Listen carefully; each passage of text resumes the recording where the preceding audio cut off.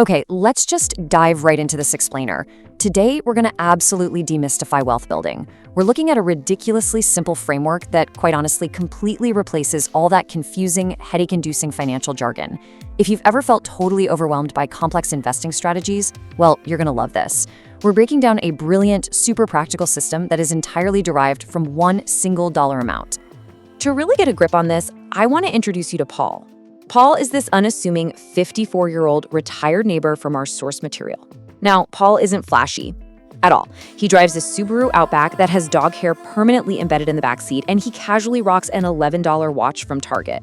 But when he was asked exactly how much he had saved before comfortably quitting his job in his early 50s, his answer was actually pretty shocking. He said, "Every financial decision I ever made came down to $8,000. Now, what's incredibly fascinating about this number is how this one specific dollar amount literally shows up at every single critical turning point of your financial life. It's the hidden foundation of an entire wealth-building strategy.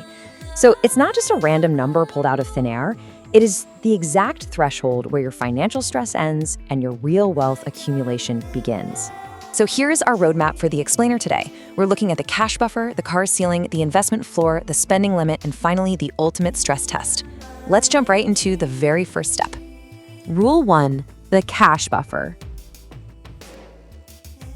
And breaking the poverty premium. You know, traditional financial advice is always yelling at you to save 3 to 6 months of living expenses.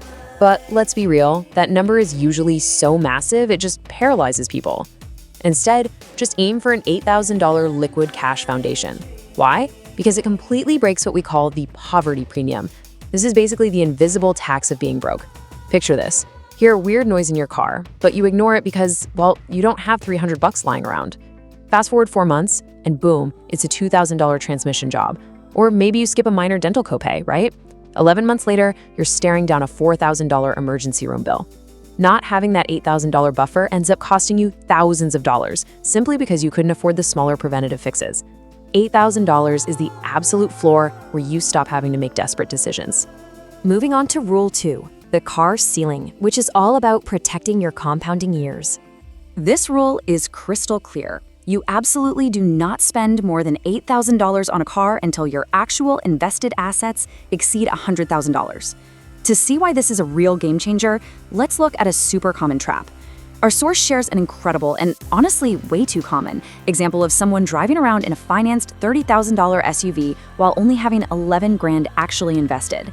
Now compare that to buying a highly reliable, slightly older used car for around 8 grand. In that scenario, someone else has already taken that massive depreciation hit for you. The difference between those two decisions, a whopping $22,000. And here is where the math gets genuinely staggering. If you take that $22,000 difference and just quietly invest it in a broad market index fund, in 20 years, it blossoms into $148,000. Just let that sink in for a second. The money you deliberately didn't spend compounds for 2 decades. Meanwhile, both of those cars, the $8,000 one and the $30,000 SUV, they both eventually hit the exact same junkyard with a value of 0. You're basically trading a few short years of that new car feeling for a massive, unstoppable weapon of compound growth. Okay, let's transition to Rule 3, the investment floor, or as I like to call it, buying your future. This rule establishes the absolute bare minimum you've got to put away to secure your future. We're talking 8 grand a year, which breaks down to roughly $667 a month. Over time, the market just steps in and does the heavy lifting for you. Look at it this way. By investing that $8,000 annually for 25 years, you're only contributing $200,000 of your own hard-earned cash. But the market, it piles an extra $388,000 right on top. If you apply the standard 4% withdrawal rule when you retire, that nest egg generates a livable $23,500 every single year, creating a retirement that actually functions. Now contrast that with what happens if you slip below that floor. Say you invest just $5,000 a year instead. You end up with $367,000, which generates about $14,700 a year in retirement income. Guys, that drops you straight below the poverty line for a single person. This stark contrast absolutely proves that $8,000 is literally the price of certainty for your future. Anything less than that, and you are essentially buying scratch-off lottery tickets with your retirement. Now, if you're sitting there right now thinking, there's no way I can possibly find $667 a month to invest, I want to challenge that directly. Let's look at where your money is actually going right now. Did you know the average American new car payment right now is a staggering $734 a month? And the average person is dropping over $300 every single month on subscriptions and streaming services that they honestly often forget they even have. The money totally exists. It's out there. It's just currently being allocated to things that are making other people rich instead of you. Which brings us right to Rule 4, the spending limit. Let's talk about the sneaky lifestyle creep. Okay, this is the rule that should seriously terrify high earners. Here's the harsh reality.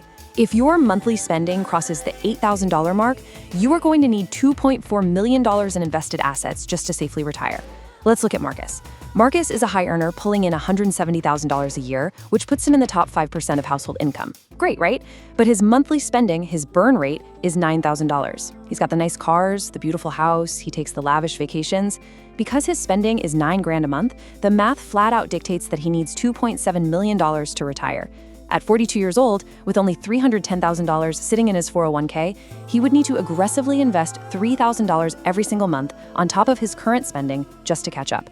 He is mathematically priced out of retirement. Compare that to our guy Paul's highly efficient $5,000 a month lifestyle, which only requires $1.5 million to retire.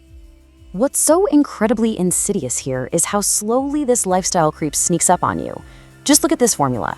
Every single $1,000 a month in spending requires an additional $300,000 in retirement savings to sustain it. A $300 better apartment, a $160 meal kit delivery service, maybe $200 in extra kids' activities. In isolation, yeah, they seem totally fine, but silently they stack up, and suddenly, without even realizing it, you've pushed yourself right across the threshold that forces a millionaire-level commitment onto your future self. And that leads us to the final piece of the puzzle, Rule 5, the ultimate stress test. Before you make absolutely any permanent upgrade to your lifestyle, you need an elegant system to test it out first. So let's walk through the mechanics. Let's say you want to upgrade to a nicer apartment that's going to cost $500 more per month. Step 1, keep your current place. Don't move yet. Step 2, transfer that exact $500 extra into a totally separate savings account every single month. Step 3, do this for 16 months until you hit that magic $8,000 mark. If you can actually pull this off without completely derailing your other investments, boom, you've just proven you can handle the expense. Plus, as a massive bonus, you've literally just built a dedicated cash buffer for your brand new living situation. Our source actually shares some unbelievably powerful anecdotes where running this exact stress test helped avoid massive financial mistakes. For example, trying to save for just a $40 a month phone plan upgrade instantly revealed that the budget was already way too tight. Attempting to bank the equivalent of a newer leased car payment noticeably slowed down other important savings goals, so you guessed it, the old car stayed. And most significantly, testing a $700 a month mortgage increase for 4 months made their entire financial life feel incredibly fragile, which led them to flat out reject buying a bigger house. The stress test revealed the cold, hard reality of the math before a signature was ever put on paper. It's honestly amazing. So to really summarize the core philosophy of this stress test, we actually have to completely redefine a word we all use way too often. Just because something fits neatly into your monthly budget does not mean it's an intelligent decision for your long-term wealth. You see, affordable simply means you can make the payment. Smart means you can make the payment and continue to build wealth at the exact same pace. The $8,000 stress test is the ultimate bridge between those two concepts. So, what's the big takeaway from this explainer today? Look, wealth isn't about complex mind-bending formulas. It's really about simple systems that you absolutely never violate. Whether we're talking about the cash buffer, the car ceiling, the investment floor, the spending limit, or the stress test, I want to leave you with one very provocative question. Which of these 5 rules exposes your biggest financial blind spot right now? Take a hard, honest look at your habits, pinpoint exactly where you are leaking your future wealth, and make the choice to change it today. Thanks for joining me on this explainer, guys, and keep building that foundation.